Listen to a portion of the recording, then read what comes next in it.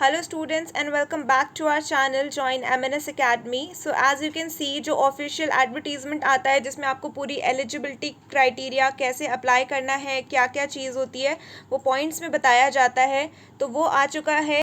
सो इसमें क्या क्या इंपॉर्टेंट चीज़ें हैं हम वही देखने वाले हैं अभी, ठीक है। फर्स्टली ये आपको अभी तक पता ही चल गया, ये जो एप्लीकेशन है this is for female candidates only.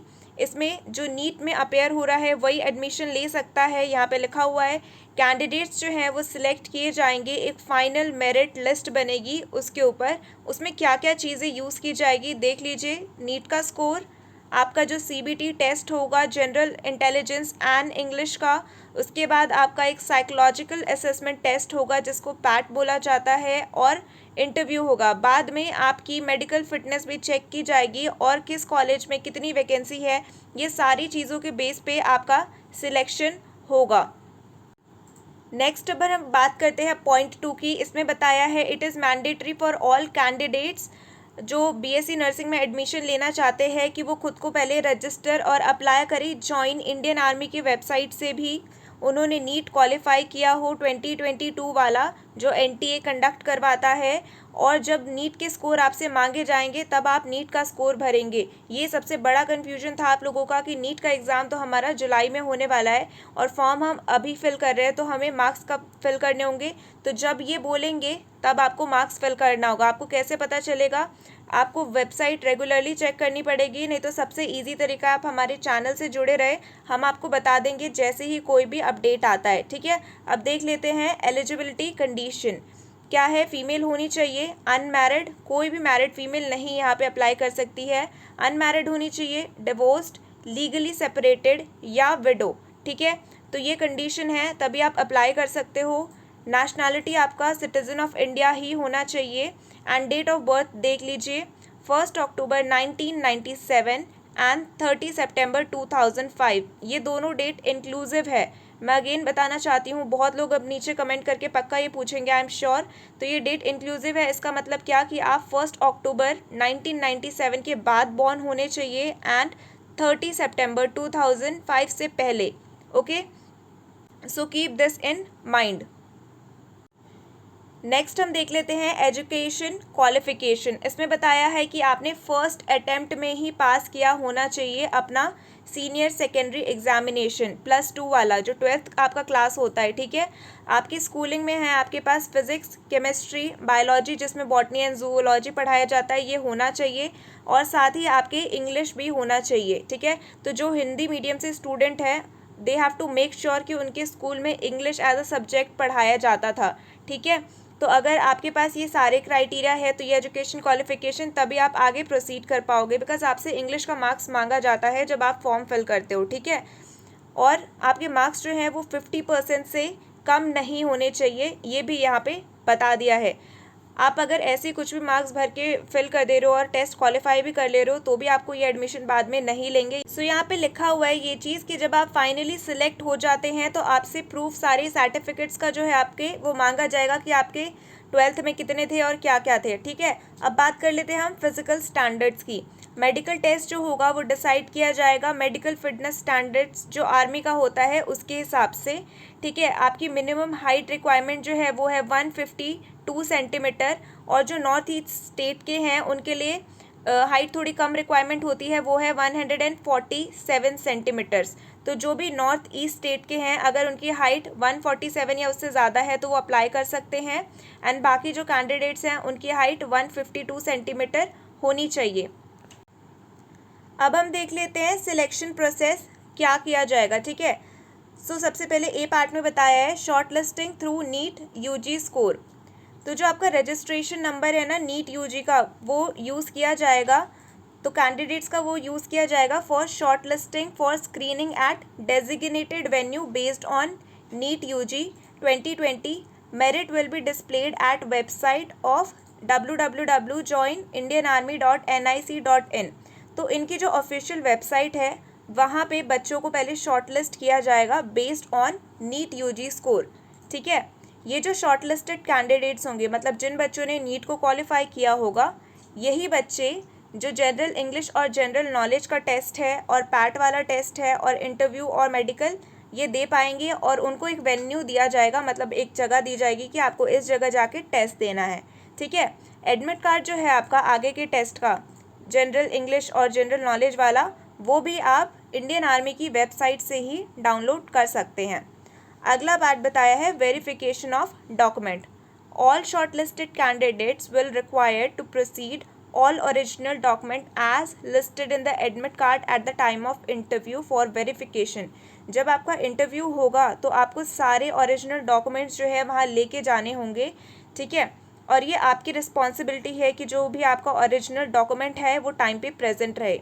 ये यहाँ पे क्यों मेंशन किया है, क्योंकि बहुत सारे बच्चे कॉलेज में होते हैं और एट द टाइम जब वो इंटरव्यू देने जाते हैं तो उनके पास अपना ओरिजिनल डॉक्यूमेंट नहीं होता। तो इस वजह से भी कुछ कुछ बच्चों को निकाला गया है कि वो अपना original document at the time दिखा नहीं पाते। तो आपको मेक श्योर करना है कि आप अपने कॉलेज से जो आपका ओरिजिनल डॉक्यूमेंट है वो लेके जाएं, और इन केस अगर कोई स्कूल में है तो उनके पास तो आपका ओरिजिनल डॉक्यूमेंट होगा ही, so no problem for them. However, the shortlisted candidate, if not in possession of document as per eligibility criteria or any stage of selection process, if it is found that information provided has been willfully concealed or misrepresented, will lead to the disqualification from selection process or loss of candidature। तो आपको वहाँ से disqualify किया जा सकता है अगर आपने कुछ रॉन्ग इन्फॉर्मेशन दी हो या आपके पास वो सर्टिफिकेट प्रॉपर नहीं है। इसका मैं एक एग्जांपल बताती हूँ। जैसे आपने मान लो अगर कोई कास्ट सर्टिफिकेट लगा के रखा है और आप उस कास्ट से बिलोंग नहीं करते हो, आपके पास वो डॉक्यूमेंट प्रॉपर नहीं है, या आपने अपने मार्क्स कुछ बढ़ा के लिखे हैं। ठीक है, मान लो आपका 50% पूरा नहीं हो रहा था और 50% पूरा करने के लिए आपने अपने मार्क्स बढ़ा के लिखे हैं और बाद में उनको पता चलता है कि आपके 50% से लेस था, तो ऐसे सिचुएशन में ये चीज़ें हो सकती है। ओके, नेक्स्ट हम आ जाते हैं test of general intelligence and general English, जिसको TOGIGE भी बोला गया है। यहाँ पे हम सबसे बड़ा चेंज देखने के लिए मिल रहा है। ठीक है, यहाँ पे क्या लिखा है, जो आपका टेस्ट होगा general intelligence and general English का, वो कंप्यूटर बेस्ड होगा, मतलब CBT होगा। इसमें टोटल आपको सिर्फ 40 MCQs मिलने वाले हैं। हर एक क्वेश्चन आपको 2 मार्क्स का दिया जाएगा और मैक्सिमम मार्क्स है 80, मतलब 40 × 2 कर लीजिए तो 80 आपका बन रहा है। और सबसे बड़ी बात यहाँ पे नेगेटिव मार्किंग होगी, जो पिछले साल तक नहीं होता था। ठीक है, तो यहाँ पे आपकी नेगेटिव मार्किंग होगी 0.5, मतलब आपको हर करेक्ट आंसर पे 2 मार्क्स मिलेंगे और अगर आपका इनकरेक्ट हो गया तो 0.5 मार्क्स माइनस कर लिया जाएगा। 40 क्वेश्चन है और आपको सिर्फ 30 मिनट्स मिलेगा। सो पहले आपको जैसे 120 मिनट्स मिलता था, आपका टाइम भी बहुत कम कर दिया गया है, क्वेश्चन भी बहुत कम कर दिया गया है, क्वेश्चन की मार्किंग बढ़ा दी गई है और तो और नेगेटिव मार्किंग भी यहाँ पे कर दी गई है। तो इसको आपको देख के चलना है। ठीक है, और उसी हिसाब से प्रिपेयर करना है। नेक्स्ट हम आ जाते हैं साइकोलॉजिकल असेसमेंट टेस्ट में। इसमें ये बताया है कि ये एग्ज़ाम आपको क्वालिफाई करना है, पर इसका कोई स्कोर जो है वो कंसिडर नहीं किया जाएगा फाइनल मेरिट लिस्ट में। Next is interview. सारे कैंडिडेट्स जो हैं वो बोर्ड ऑफ ऑफिसर्स के सामने इंटरव्यू देने जाएंगे, उनको एक वेन्यू बताया जाएगा। पहले तो आपका जो RNR डिले हॉस्पिटल है वहाँ होता था एंड AFMC पुणे में होता था। इस बार अभी देखते हैं वो लोग क्या बताते हैं। ठीक है, नेक्स्ट इज़ मेडिकल एग्जामिनेशन। जो भी शॉर्टलिस्टेड कैंडिडेट्स हैं वो एक SMB स्पेशल मेडिकल बोर्ड के पास जाएंगे, उनके लिए भी उनको एक वेन्यू दिया जाएगा। उसके हिसाब से they will be declared fit और अनफिट। ठीक है, फिट होते हैं तो आप आगे जा सकते हो, अनफिट हो तो आपको वहीं पे रोक दिया जाता है। अगर आपको लग रहा है कि आप किसी बहुत ही माइनर रीज़न की वजह से अनफिट हो एंड आप उसको चेंज कर सकते हो, then you can appeal medical board by the president special medical board. तो आप रिक्वेस्ट कर सकते हो कि आपका रीमेडिकल हो। नेक्स्ट है, जो सिलेक्टेड कैंडिडेट्स होते हैं उनको एक एग्रीमेंट बॉन्ड साइन करना पड़ता है कि आप आर्म फोर्स मेडिकल सर्विस में मतलब सर्विस प्रोवाइड करोगे। एडमिशन के टाइम पे आपको एक ऐसा बॉन्ड एग्रीमेंट देना होता है।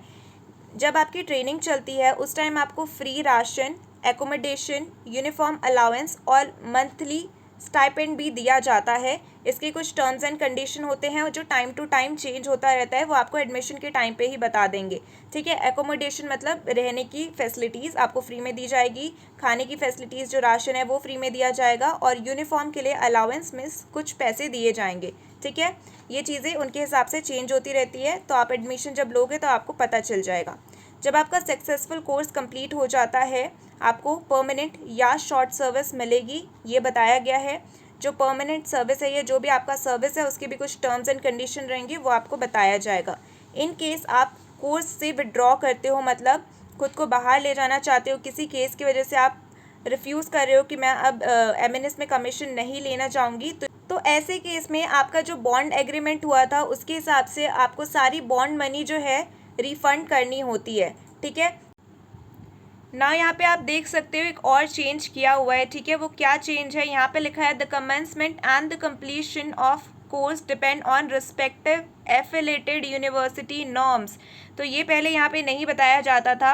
अब आपके सारे कॉलेज जो हैं वो किसी ना किसी यूनिवर्सिटी से एफिलेटेड कर चुके हैं, और जो आपका कोर्स कंप्लीट होगा और किस तरीके से चलेगा वो अब इनके ऊपर डिपेंड करता है। तो जो आपका AFMC पूना था वो आ रहा है Maharashtra university of health science के अंदर, इसके भी 40 सीट्स हैं। ठीक है, नेक्स्ट हम देखते हैं जो आपका कोलकाता वाला था वो आ रहा है west Bengal university of health science के अंडर, इसमें 30 सीट्स हैं। INS अश्विनी जो मुंबई में है, ये भी आ रहा है आपका Maharashtra university of health science के अंदर, इसमें 40 सीट्स हैं। जो आपका RNR दिल्ली था, ये आ रहा है दिल्ली यूनिवर्सिटी के अंदर, इसमें है 30 सीट्स। लखनऊ का जो आपका इंस्टीट्यूट है वो आ रहा है अटल बिहारी वाजपेयी मेडिकल यूनिवर्सिटी के अंदर, और इसमें है आपके 40 सीट्स।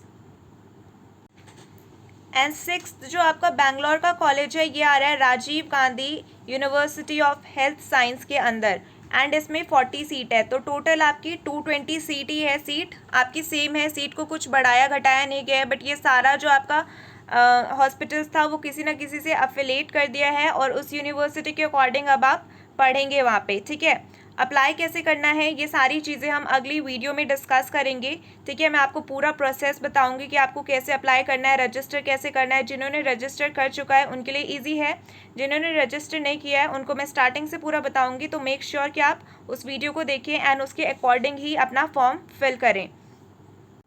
कुछ चीज़ें यहाँ पे बताइए कि जब आप फॉर्म अपना भर लोगे उसका प्रिंट आउट आपको लेके रखना है। फिर यहाँ पे ये भी बताया गया है कि जब आपका कंप्लीट हो जाएगा पूरा प्रोसेस, आपको एक रजिस्ट्रेशन नंबर या रेफरेंस नंबर दिया जाएगा, वो आपके ईमेल और फ़ोन नंबर पे सेंड कर दिया जाएगा। बाद में ये बताया जब नोटिफिकेशन आएगा तब आपको अपने नीट के स्कोर भरने होंगे। तो ये देखो, बार बार चेक करने की ज़रूरत नहीं है, इसके लिए आपको क्या नीट आपने भरा है तो आपको पता चलेगा ना कि नीट का रिज़ल्ट आ गया है। तो जब नीट का रिज़ल्ट आया है उसके बाद ही आप अपने स्कोर भरोगे। तो जब नीट का रिज़ल्ट आएगा उसी टाइम पे आप अपने वेबसाइट को रेगुलरली चेक करते रहना, तभी आपको यहाँ पे अपने स्कोर फिल करने होंगे। ठीक है, अभी यहाँ पे कुछ इंपॉर्टेंट नोट दिया है, ये बोला है कि ये इंडिविजुअल की ही रिस्पॉन्सिबिलिटी है कि वो एक सक्सेसफुल पेमेंट करें। ठीक है, पिछले बार क्या हुआ था, बहुत सारे बच्चों का DU नंबर आ गया था लेकिन उनका पेमेंट सक्सेसफुल नहीं हुआ था, तो उसके लिए दोबारा जो पेमेंट लिंक है खोली गई थी लास्ट में। तो आपको ये मेक श्योर करना है कि आपका पेमेंट हो गया, तो अच्छे से चेक करना आपके बैंक अकाउंट से पैसे कटे हैं या नहीं प्रॉपरली। ठीक है, तो ये आपको देखना है कि आपका पेमेंट सक्सेसफुल हुआ है या नहीं। सेकंड पॉइंट बताया है कि आप पेमेंट का जो आपका रिसिप्ट आएगा उसको प्रिंट आउट लेके रख लीजिए। थर्ड बोला है कैंडिडेट को ही ये श्योर करना है कि जो भी आप इंफॉर्मेशन दे रहे हो एप्लीकेशन में वो एकदम करेक्ट फिल कर रहे हो। ठीक है, और लास्ट में बोला है कि अगेन आपकी ही रिस्पॉन्सिबिलिटी है कि आप नीट के स्कोर वहाँ पे अपलोड करो, अपना एडमिट कार्ड डाउनलोड करो। इसके लिए आप अपने SMS एंड ईमेल्स को रेगुलरली चेक करते रहो। ये सारी चीज़ें यहाँ पे बताई गई है। That's it. नीचे यहाँ पे इन लोगों का एड्रेस वगैरह लिखा हुआ है एंड टेलीफोन नंबर ईमेल दिया हुआ है। अगर कोई क्वायरी है तो आप यहाँ पे कॉल कर सकते हो या ईमेल कर सकते हो। So that's all in this video guys. Thank you so much for watching. I really hope you find this video helpful. So अगर आपको वीडियो पसंद आई हो तो प्लीज़ इसको लाइक कर देना, बाकी स्टूडेंट्स के साथ शेयर ज़रूर करना, एंड अगर आप चैनल पे न्यू हो तो सब्सक्राइब कर लेना। नेक्स्ट वीडियो जल्दी ही अपडेट होने वाली है कि आपको ऑफिशियल साइट पे रजिस्टर कैसे करना है खुद को, और इस साल का जो फॉर्म है वो कैसे अप्लाई करना है। So once again thank you all.